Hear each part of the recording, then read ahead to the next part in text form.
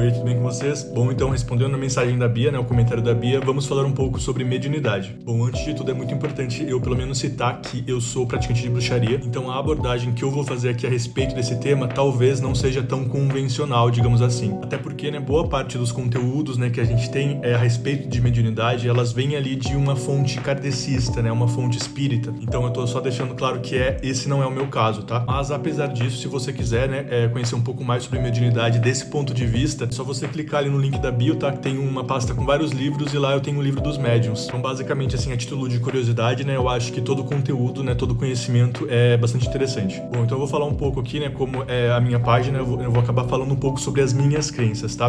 Basicamente, dentro da religião Wicca, por mais que eu não seja wiccaniano, e não, por não seguir, todos os dogmas e conceitos da religião, eu trago comigo muitos ensinamentos, tá? Então, basicamente, dentro da religião Wicca, esse conceito de mediunidade ou de incorporação, pelo menos, não existe. Até porque a maioria das tradições, wiccanianas não acreditam em fantasmas, ou espíritos. Porque de acordo, com essas crenças, não é dado, para espíritos, para esse tipo de espírito, o poder de continuar transitando aqui entre nós. Como eu falei, volto a dizer, eu estou falando da religião Wicca. O que existe, dentro de algumas tradições da religião seria o ato, de puxar a lua para baixo, que funciona mais ou menos como uma inspiração dos deuses. Dito isso, agora a gente pode ir para um caminho um pouco mais amplo, da bruxaria em geral. E obviamente, existe sim a incorporação dentro de outras vertentes e tradições de bruxaria, seja a incorporação de ancestrais, de espíritos da natureza, mentores, guias e até mesmo deuses às vezes. Então, se a gente fizer uma análise um pouco mais histórica, a gente vai ver ali que o xamanismo, que pode ser considerado uma das fontes de diversas práticas, que a gente tem hoje como bruxaria, já fazia, o intercâmbio ali, a conexão e o trabalho com os espíritos ancestrais e também com os espíritos da natureza. Isso mesmo através de oráculos, rituais que envolviam a invocação ou que até mesmo levava, o espírito do sacerdote, da sacerdotisa ali no ritual para outros planos espirituais. Isso através de incorporações ou até mesmo transes,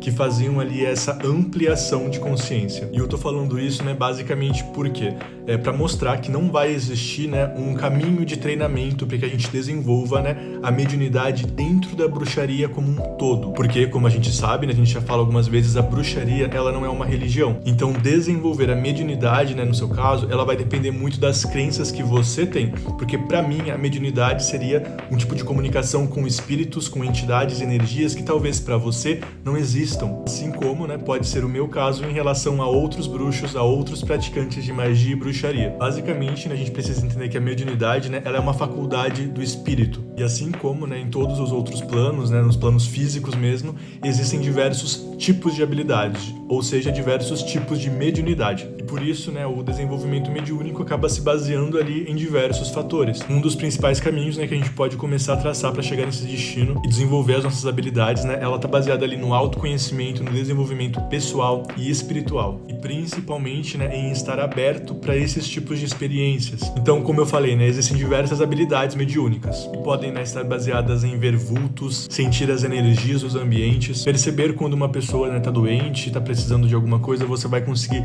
sentir ali essas energias, ter sonhos lúcidos, ou sonhos premonitórios, sentir cheiros no ambiente que mais ninguém está sentindo, assim como ouvir também, zumbidos e vozes que mais ninguém está ouvindo no ambiente, captar os pensamentos e emoções das pessoas à sua volta, enfim, existem diversas outras habilidades, O importante é que a gente identificar algumas dessas habilidades ou que a gente já tem, ou aquelas que a gente procura, e quer desenvolver e focar um pouco no desenvolvimento delas. Isso você pode fazer através de meditações, através de um ponto focal, Você pode ter na sua casa um altar ou algo do tipo, onde você busca, essa conexão com o tipo de habilidade, com a existência ali que você busca se conectar, sejam elas espíritos, entidades, guias, divindades. E dentro dessas práticas, a prática mais importante seria ali, a proteção e o equilíbrio energético, tá? Principalmente quando você está começando, você não tem muita experiência com isso.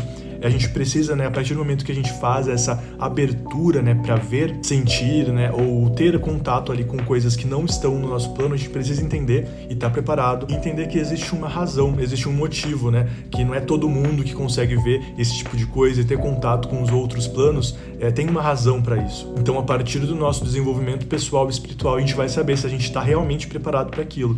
Mas, para começar a desenvolver isso, a gente tem que trabalhar um pouco nisso, trabalhar um pouco no nosso psicológico, no nosso emocional, emocional, então eu não descartaria também o trabalho com uma terapia, talvez, até mesmo um grupo, né, uma mentoria ali espiritual para te preparar para as consequências dessa atividade espiritual na sua vida diária, né, na sua vida cotidiana. Por isso é extremamente importante trabalhar ali na proteção psíquica, né, na proteção emocional, na proteção energética, junto com esse trabalho, né, com essas práticas espirituais. Também é muito importante, né, nesse mesmo sentido, começar a cuidar um pouco mais da nossa saúde, da nossa energia, né, assim como do nosso próprio corpo físico, tá? Por mais que essas experiências elas envolvam ali o plano espiritual, as nossas capacidades espirituais, nós somos um corpo, tanto quanto nós somos espírito. Por isso a gente precisa lembrar que os hábitos ruins, né, hábitos autodestrutivos ou a própria ignorância dos cuidados que a gente precisa ter com o nosso corpo podem drenar e prejudicar a nossa energia, a energia do ambiente em que a gente vive, e isso também, né, obviamente,